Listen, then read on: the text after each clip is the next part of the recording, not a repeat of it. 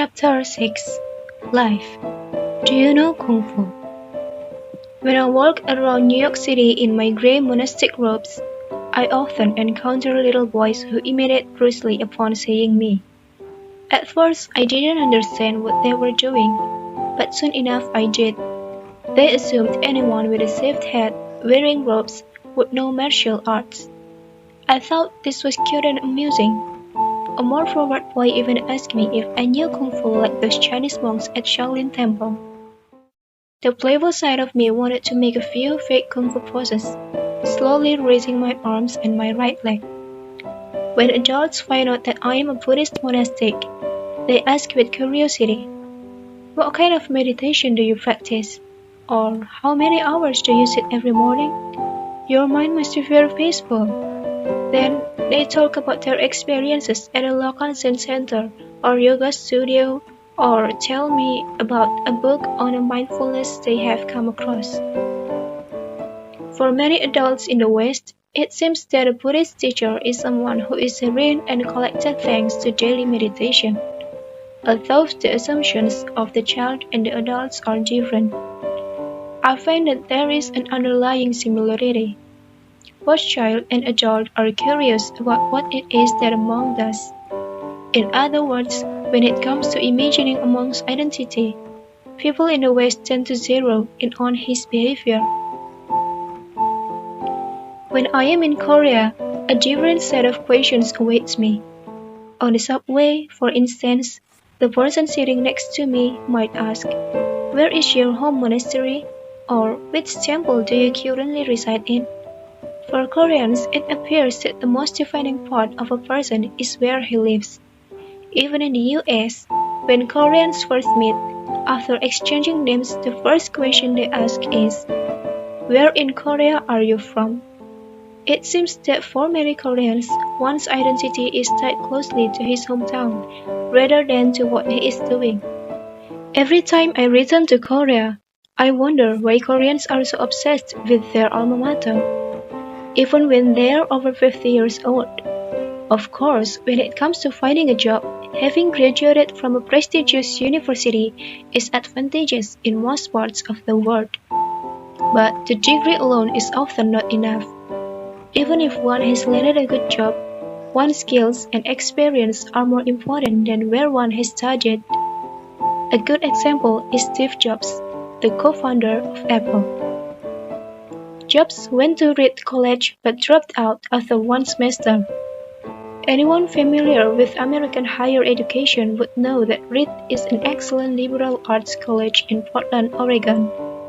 But to an average Korean who has heard only of the Ivy League and a few large universities in California, Reed would be considered subpar. If Steve Jobs had been Korean, his educational background would have been a huge impediment to a successful career. Nobody would have taken his ideas seriously or invested in his company. He would have been seen as not smart enough to have gone to an Ivy. This concerns me.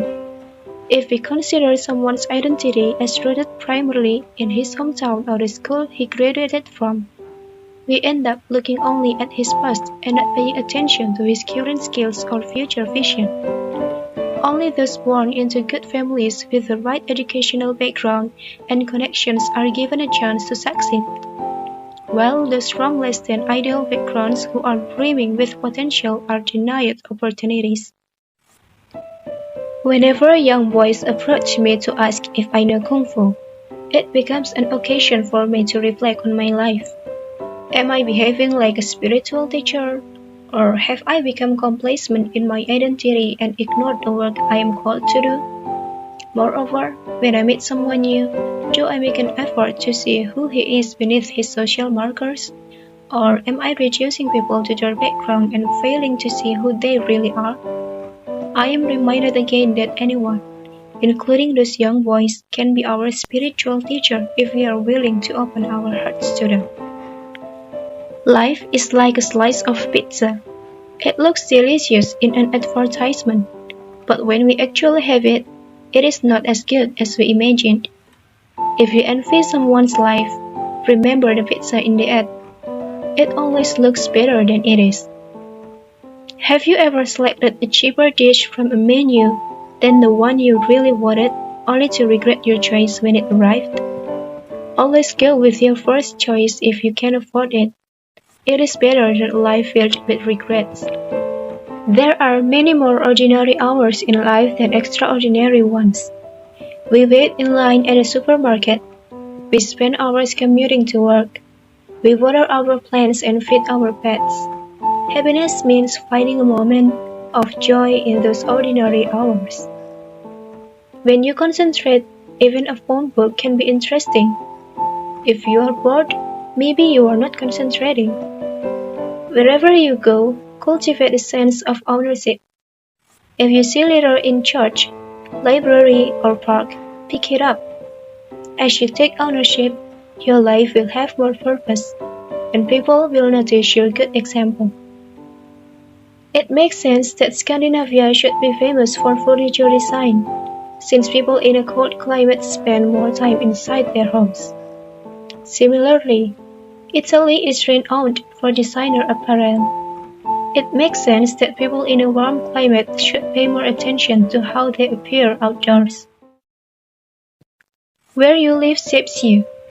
Do you live in a place conducive to the pursuit of your dreams? We don't think twice about spending $9 or $10 on a glass of wine. And yet we hesitate when it comes to buying a book, which is the price of only 1 or 2 glasses of wine. Apparently, most people are unable to tell the difference between a $15 bottle of wine and a $50 bottle. The extra $35 is the price of our vanity. When purchasing something you will have for a long time, like a house or a piano, choose the best within your means, not something that will do for now. You might think it is good enough, but after a while you will regret it. A good customer does not say, "Please do whatever you think is best." She knows exactly what she wants and communicates it clearly. If a customer does not communicate what she wants, she may still have preference, which might be expressed as a complaint once the work is completed. When there is a problem, take it up with the person who is responsible. If you address it in a roundabout way, through other people, out of fear of upsetting the person and your relationship, then the problem becomes more complicated. Go straight to the source and deal with the person directly, even if this makes you uncomfortable. The more you know, the more you think you don't. The more you don't know, the more you think you do. Any social phenomenon is difficult to generalize. Its causes are embedded in a complex web of history, culture, politics, and economics. If someone explains a social phenomenon in simple terms, he is either an expert or a fool. The biggest obstacle to learning is pretending to know even when you don't. It is better to admit you don't know something. If you pretend, you have to act as if you knew all along.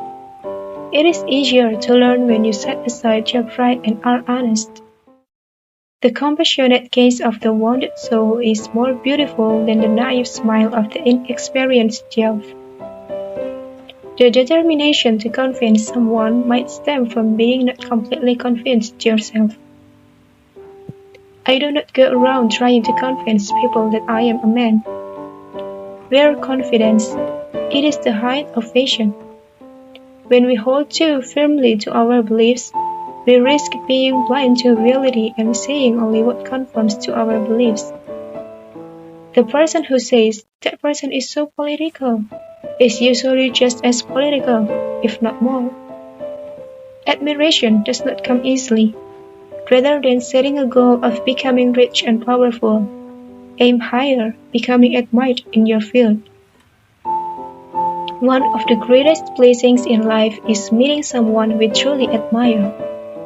That person becomes a beacon of hope, shielding us from cynicism. Sometimes life throws us a curveball for no reason that we can fathom. But do not despair. We are not alone. We can persevere. This too shall pass, like the heat of summer. As you enter your 40s, you start to think, is this what life is all about? Is this all there is? That sad and hollow feeling, I, too, know it. Love, not righteous words, can change people's lives.